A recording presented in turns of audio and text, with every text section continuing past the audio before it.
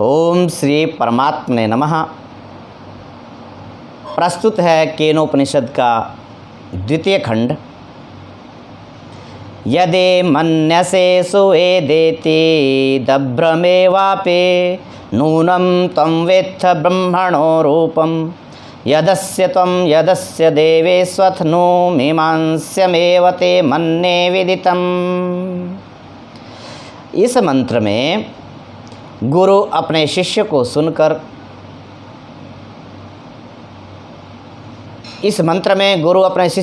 सावधान करते हुए कहते हैं कि हमारे द्वारा संकेत से बतलाए हुए ब्रह्म तत्व को सुनकर यदि तू ऐसा मानता है कि मैं उस ब्रह्म को भली भांति जान गया हूँ, तो यह निश्चित है कि तूने ब्रह्म के स्वरूप को बहुत थोड़ा जाना है, क्योंकि उस परब्रह्म का अंशभूत जो जीवात्मा है उसी को अथवा समस्त देवताओं में यानी मन, बुद्धि, प्राण, इंद्रिय आदि में जो ब्रह्म का अंश है जिससे वे अपना काम करने में समर्थ हो रहे हैं, उसको यदि तू ब्रह्म समझता है तो तेरा यह समझना यथार्थ नहीं है। ब्रह्म इतना ही नहीं है, इस जीवात्मा को और समस्त विश्व ब्रह्मांड में व्याप्त जो ब्रह्म की शक्ति है उस सबको मिलाकर भी देखा जाए तो वह ब्रह्म का एक अंश ही है। अतएव तेरा समझा हुआ यह ब्रह्म तत्व तेरे लिए पुनः विचारणीय है, ऐसा मैं मानता हूँ। गुरुदेव के उपदेश पर गंभीरतापूर्वक विचार करने के बाद शिष्य उनके सामने अपना विचार प्रकट करता है। ना हम मन्ये सुवेदेति नो ना वेदेति वेद च यो नस्तद वेद तद्वेद नो ना वेदेति वेद च। अर्थात इस मंत्र में शिष्य ने अपने गुरुदेव के प्रति संकेत से अपना अनुभव इस प्रकार प्रकट किया है कि उस ब्रह्म को मैं भली भांति जानता हूँ, यह मैं नहीं मानता, और ना यह ही मानता हूँ कि मैं उसे नहीं जानता, क्योंकि मैं जानता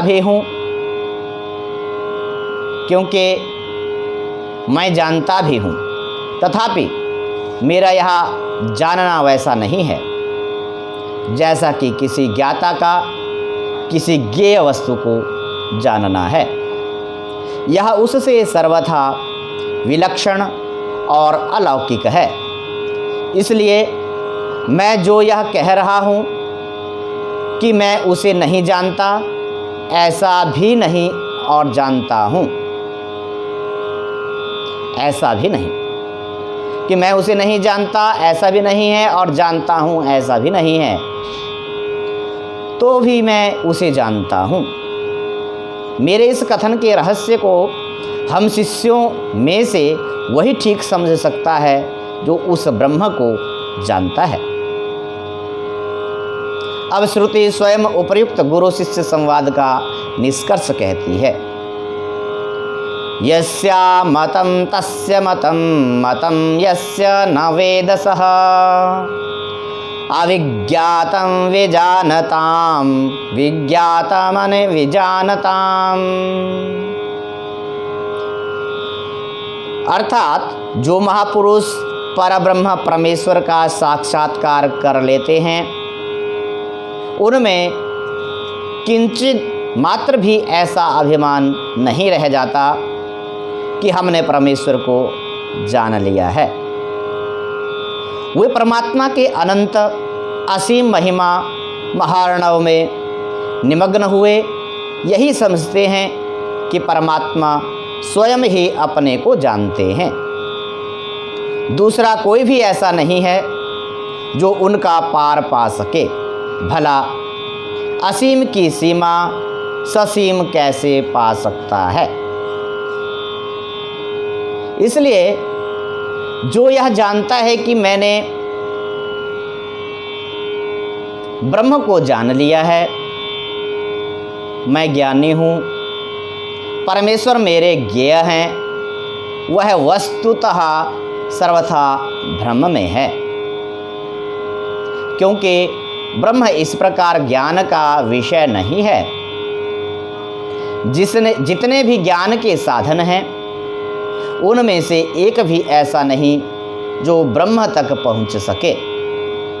अतएव इस प्रकार के जानने वालों के लिए परमात्मा सदा अज्ञात है। जब तक जानने का अभिमान रहता है तब तक परमेश्वर का साक्षात्कार नहीं होता। परमेश्वर का साक्षात्कार उन्हीं भाग्यवान महापुरुषों को होता है जिनमें जानने का अभिमान किंचित भी नहीं रह गया है।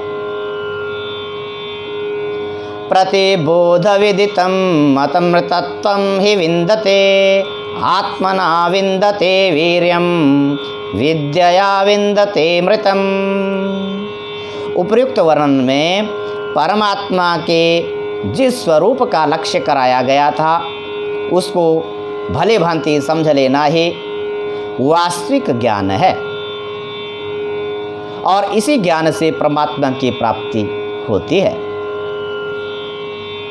परमात्मा का ज्ञान कराने की यह जो ज्ञान रूपी शक्ति है यह मनुष्य को अंतर्यामी परमात्मा से ही मिलती है। मंत्र में विद्या से अमृत रूप परब्रह्म की प्राप्ति होती है।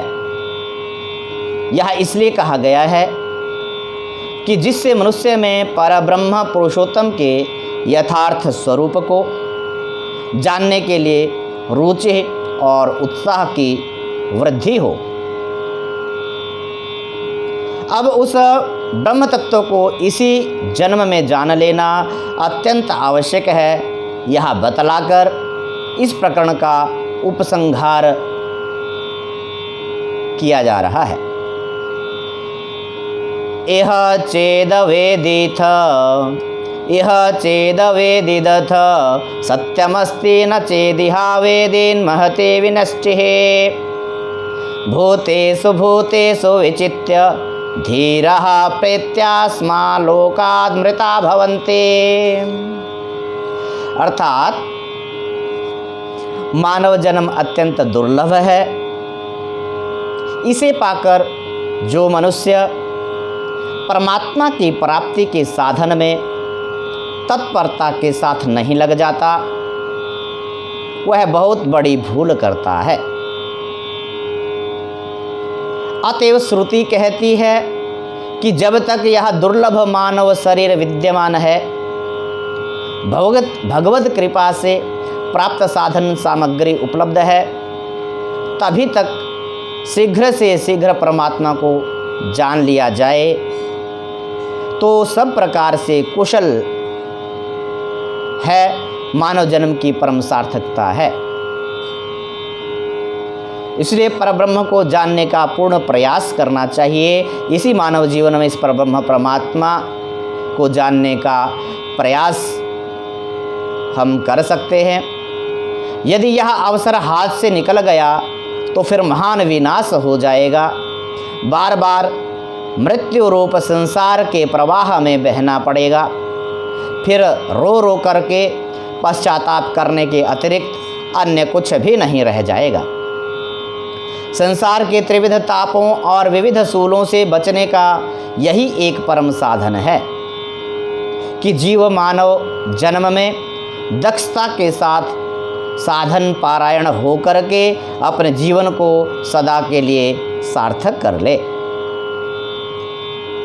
मनुष्य जन्म के सिवा जितनी और योनियां हैं सभी केवल कर्मों का फल भोगने के लिए ही मिलती हैं।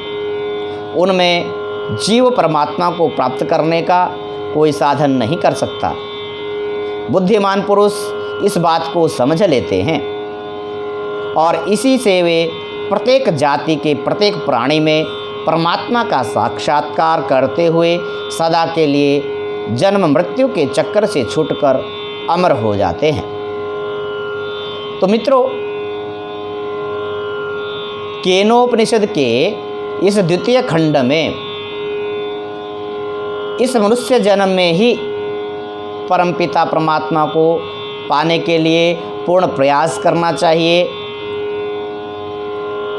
क्योंकि यहाँ पर स्पष्ट किया गया है कि यह मानव जीवन अत्यंत दुर्लभ है। बार बार यह मानव जीवन नहीं मिल पाता, विविध प्रकार की योनियों में भटकना पड़ता है। ऐसा इस केनोपनिषद में द्वितीय खंड में कहा गया है। तो केनोपनिषद का द्वितीय खंड हमारा यहीं संपन्न होता है। अग्रिम वीडियो में हम आपके सामने लेके आएंगे केनोपनिषद का तृतीय खंड। आप बराबर हमारे साथ जुड़े रहिए।